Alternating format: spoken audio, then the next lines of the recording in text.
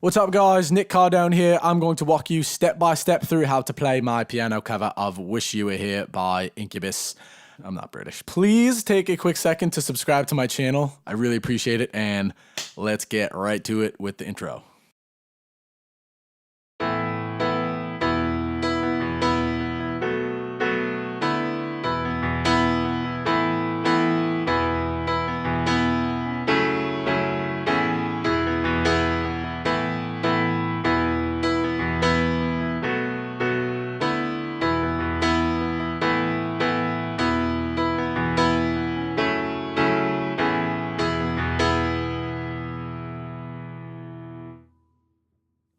So what's nice about Incubus songs is that the arrangements are really simple. It's just drums, bass, guitar, and then vocals. So we're going to just be focusing on the guitar part and the bass part. So the right hand is going to imitate what the guitar is doing. And the intro, which is the same as the chorus, by the way, goes like this. It starts with B, E, and B.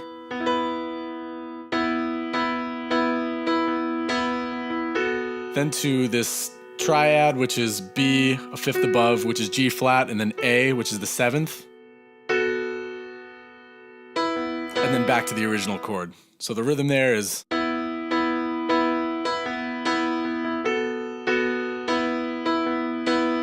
Second half of the part goes like this. Same chord, then to an A major,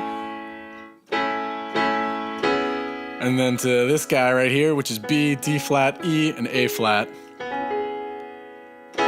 And then for the last part, we're gonna drop the D flat and just go. And that's an E major inverted. So the whole part goes like this.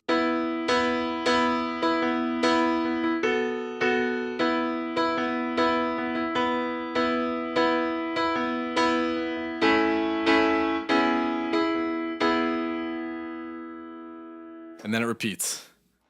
So for the left hand, we're going to be following the bass. And our rule of thumb when we're writing the left hand is to use the note that the bass is playing, a fifth above, and an octave above to make the arrangement sound full. Whether you're playing chords or a bass line, starting with those intervals is a great place to start. So for the intro here, the notes are A, then E, and then here we're going to go up to B, but we're going to play the same exact chord that we were using in our right hand, which is B, G flat, and A. So then up to D, and this time we're just using the fifth above, D and A, and then to E again. So the whole thing goes like this.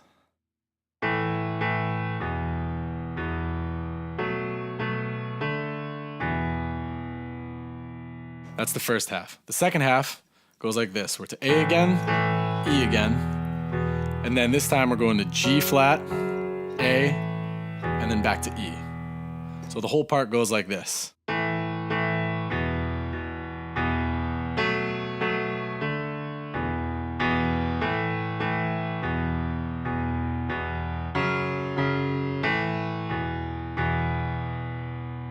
Together with the right hand.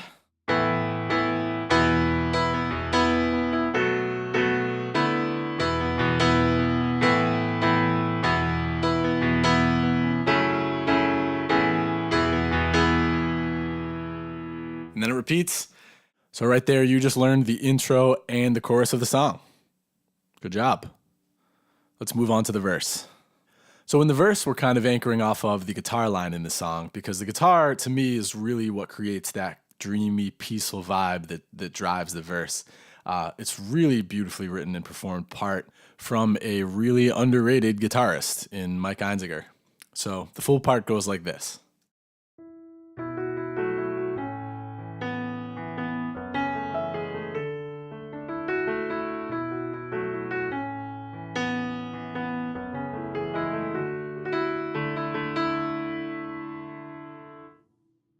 So let's take a look at the right hand. We're starting on an E, and we have, again, then,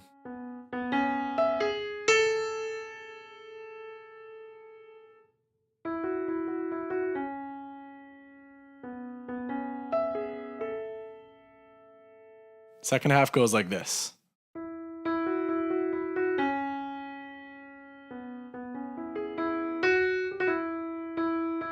Now that little trill there is to imitate this moment when Mike Einziger quickly bends the string to add a tiny bit of modulation to the part, which gives it a little bit of this kind of Asian feel to it that sounds really, really cool.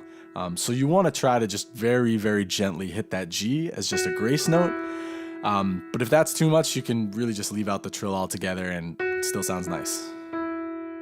So the whole part goes like this. Okay, whole part goes like this.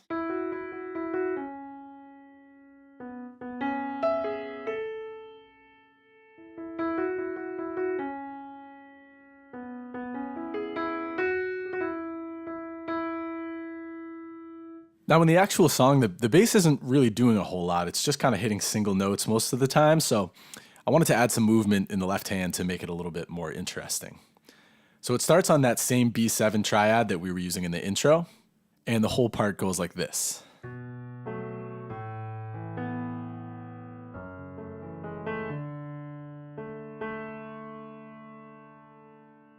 So it's going to be the same both times.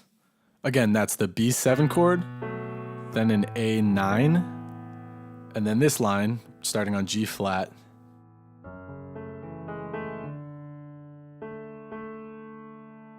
One more time.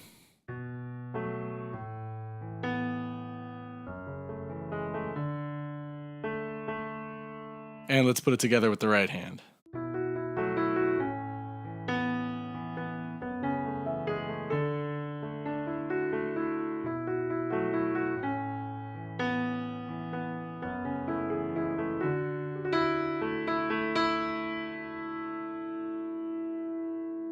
So I think I might have left out the little transition between the first and second half of the part, and that's just on D.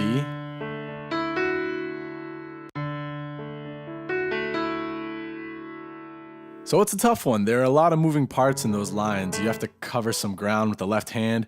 It definitely took me a little bit of time practicing those lines to get them right. So don't get discouraged. I would recommend practicing the right hand on its own first until you can play that without error, and then work on the left hand until you can play that smoothly as well. So once you have those parts down separately, you can work on combining them. That method has always worked well for me. All right, so we already know how to play the chorus, so let's move on to the second verse. The first half of the second verse is the same as the first verse, so let's take a look at the second half.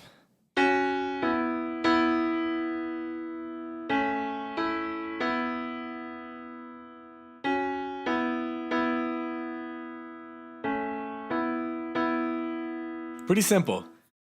One more time.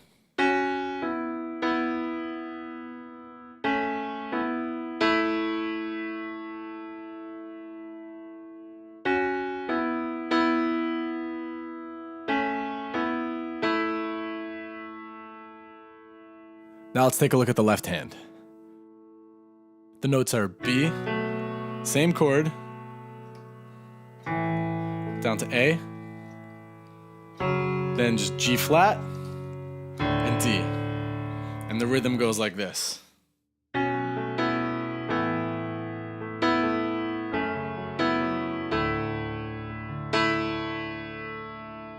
Now, one variation I like to add in to make the left hand a little bit more interesting is to vary the G flat chord a bit. So I'll alternate going up to the 9 there instead of the octave.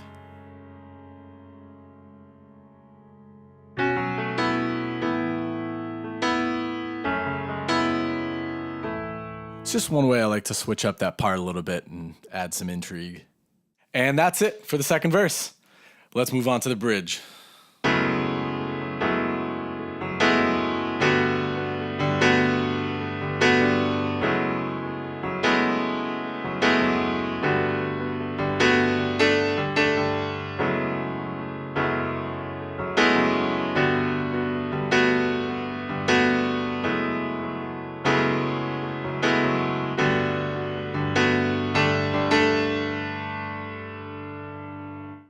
So the right hand,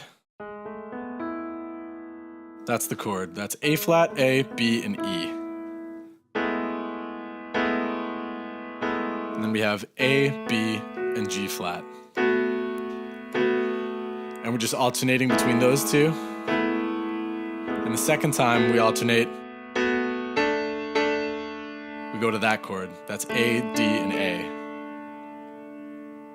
In the left hand, very simple. Bass note is G flat, and then we go to G, and then back.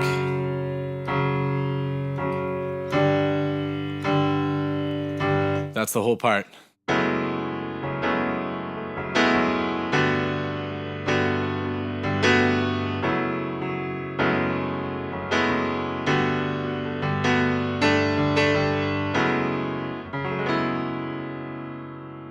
And that's it.